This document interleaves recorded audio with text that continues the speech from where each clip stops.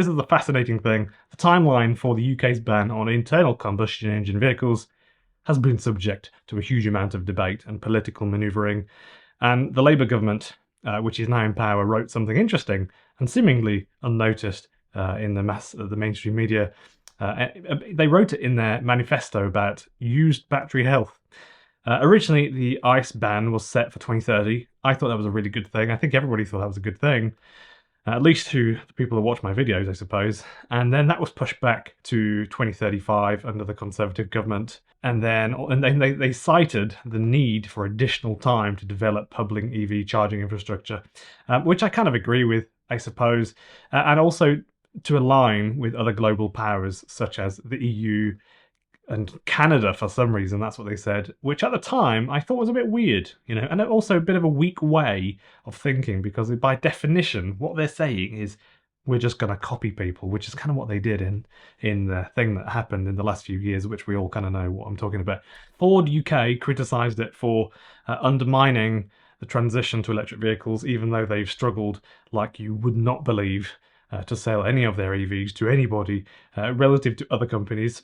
Jaguar Land Rover and Toyota, they also welcomed a delay, and they basically just said it's a very pragmatic thing. It's a pragmatic approach to this issue of swapping cars from petrol and diesel to EVs. As of the recent political landscape, just as a side note, the UK now has its 8th multi-millionaire prime minister out of the last 9 prime ministers in the last 30 years, I think it is, with a net worth of £7.7 million GBP.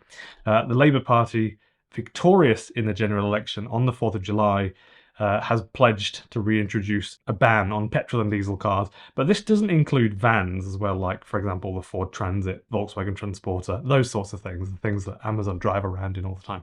This basically aims to bring a bit more certainty, actually, but I think a little bit of clarity to car manufacturers and accelerate the transition to electric vehicles by operating in, I would say, a more constructive manner.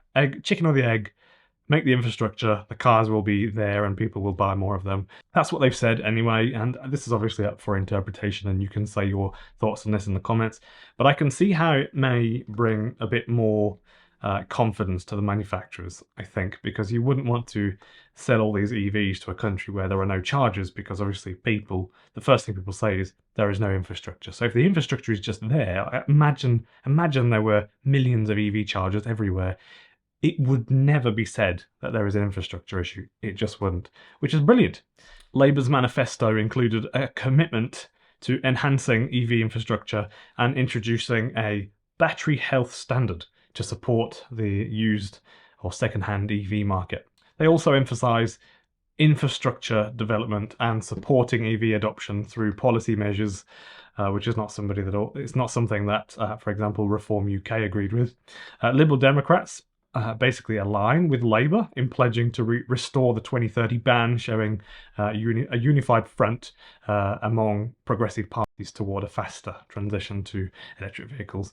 The Green Party proposes an even more aggressive, ambitious timeline of 2027. Obviously, they would be suggesting that people also ride bikes a lot more. It's not that they want to make life hard for those people that can't afford an EV, if EVs currently are a bit expensive, which they are now, because you can't get one that has 300-mile range that is the price of a Honda Jazz. But the UK desperately needs bike lanes and more care with cleaning up the roads. So where, for example, the car tyres often go on the road, where you've got those 2 strips on the road where your tyres commonly ride, the roads are fine, but when you ride on a push bike to the side, on a push bike, basically, it's literally like riding on pebbles, and it's terrible, and you'll get a flat tyre within minutes. And people will shout out of the window, you should ride on the pavement, don't ride on the road. But it's illegal to ride on the pavement in the UK for the most part. So, yeah, now we have e-bikes. It's perfect for commuting, but the roads need to be a little bit more maintained with bikes in mind, I think.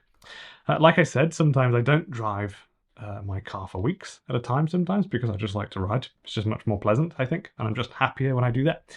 So what do you all think? Do you think ICE vehicles should be banned in 2027, 2030 or 2035, and why? Can you put that in the comments?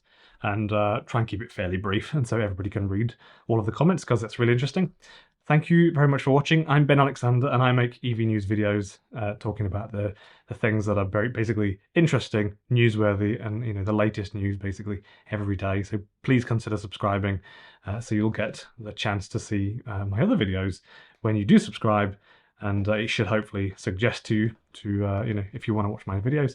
Please also click the little symbol where it will give you the option, so you can choose to be notified. So then when you subscribe, it will actually show you my latest video. Thanks for watching.